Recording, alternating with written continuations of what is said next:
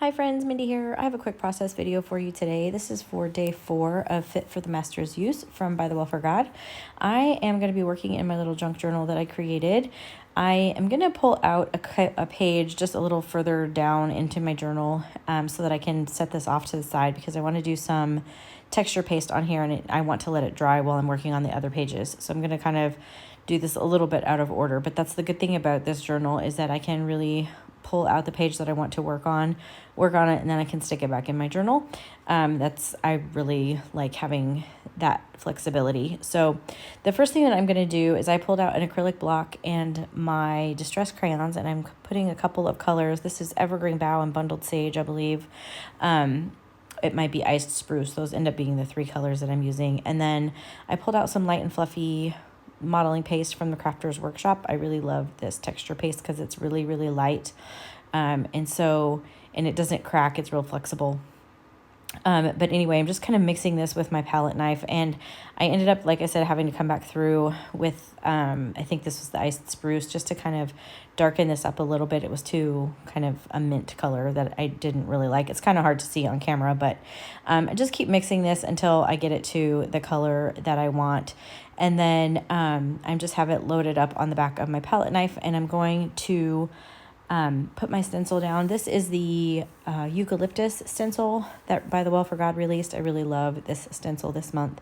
And so I'm just kind of starting in the middle and just carefully smoothing this over this entire stencil. I'm trying not to put it on too thick because I want it to dry pretty quickly. And also I'm working on a pretty thin piece of paper here. So I wasn't sure, I didn't want to have too much modeling paste on there, but I did have quite a bit left over. So I'm going to pull this page up. This is just some coffee dyed paper that I had put in my journal, and I'm going to set that off to the side to dry. But because I still have so much modeling paste, I want to actually go ahead and take advantage of that. So I'm going to pull out a tag from my stash, and my stencil's already dirty, so I'm just going to go ahead and do another impression, and I can use this later on in this kit, or I can use it on another project or whatever. I ended up actually doing 2 because I had so much modeling paste left over. So I tend to over mix it every time. But this just gives me something that I can use down the road. So you can see the 2 tags that I was able to get out of all of that paste that I had mixed up. So while those are drying, I'm going to work on these other pages here. So I have gone ahead and picked out a couple of ephemera pieces that I'm going to use as kind of tuck spots or pockets in my little journal to hold all of my notes, which I have already written out all of those before I turn on the camera. And I just trim them down a little bit, and then I distress the edges with archival ink in ground espresso. And I'm going to create a little pocket basically out of this, or a little tuck spot, by just adhering glue on the 2 sides of it.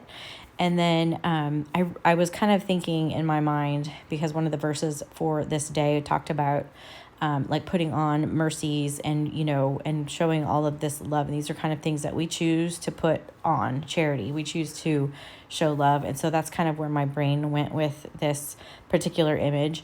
And then I had this fabric that was given to me that's so funny. A lot of the images on it are like undertakers and that kind of stuff, but it just reminds me of, like, we're supposed to be dying to ourselves every day.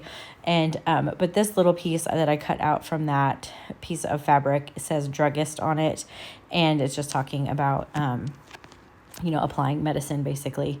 And so I went ahead and just used a little ball pin at the top, that's from Tim Holtz, and adhered it to this tag. And then I felt like it needed a little bit something else underneath there. So I pulled out the Apothecary Labels stamp set that coordinates with the kit.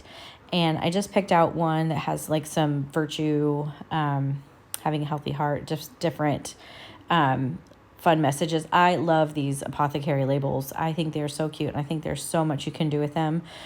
So I'm just going to stamp this on my little tag here. I'm using archival ink, this time in black soot, and I'm going to stamp that right into my little tag here. And it's like the perfect size, but I did take off that piece of fabric just so it wouldn't get in my way while I was stamping this. I wanted a really nice clean impression. So I'm just going to load up my ink on here. And again, you could color these if you wanted to, or, you know, stamp them on white paper and color them in or whatever. I'm just doing this just for a little bit of added interest underneath that piece of fabric. So, and then this will have some notes on the back that are going to get tucked in as a little pocket, kind of behind that doctor's coat. I'm going to replace that bulb pin right here. I'm just kind of fiddling with it because I already had a hole in the fabric, so I was trying to make sure I got it in the same place. And I just thought that was really fun to kind of have that tucked in there. I had seen Angela do something similar last month with the definition, where she had like little pieces of fabric on the tag, and I just thought that was such a cute idea, so I'm kind of copying that there. And then I tucked in one of the scripture cards that has some more of my notes on there. And then I'm going to turn the page now, and I'm using this other die cut. This is the one with all of these bottles on it, and I'm going to use this as a pocket too, but I remembered that I wanted to add some of this cheesecloth behind it. So I'm just going to set this off to the side, and I cut a little piece of cheesecloth here and just glued it down at the bottom, and then I'm going to make my little tuck spot by just putting glue along the bottom and then the left side, and that way I can tuck some more of my notes in there. There was a lot of notes for day 4, so I needed several pages, and also my journal is not super large, so I'm taking advantage of that by using multiple pages. But you can kind of see here I have my little paper is done now that has the modeling paste on it.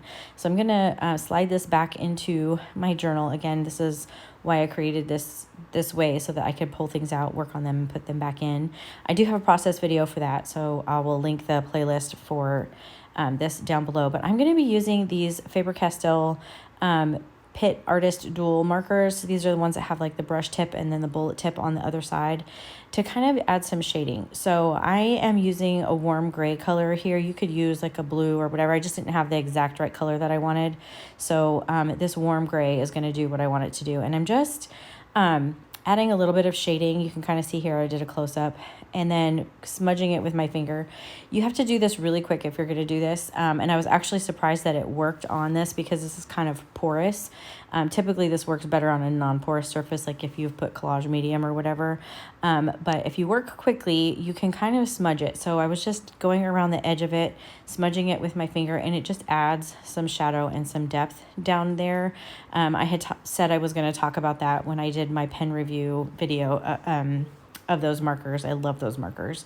And so that's just one of the ways that you can do it. Like I said, it works really well if you do mixed media and you do it over like non-porous, but I was really surprised that it actually worked here, although I did have to work pretty quickly. So I did kind of just shade a little bit at a time, and then I used my finger to smear it toward the middle, just to add a little bit more dimension for this stencil.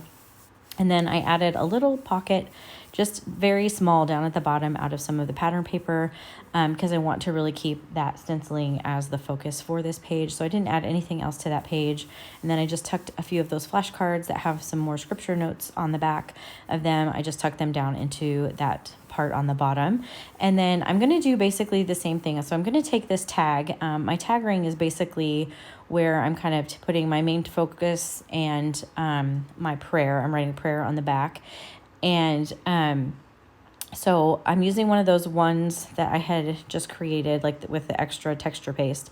I'm going to do that same process with that. I will put a close-up picture at the end so you can kind of see how that came together, but I went through that same process with that tag. So that is pretty much it for me. If you like this video, I would appreciate it if you gave it a thumbs up. Subscribe to my channel if you haven't already, and until next time, bye.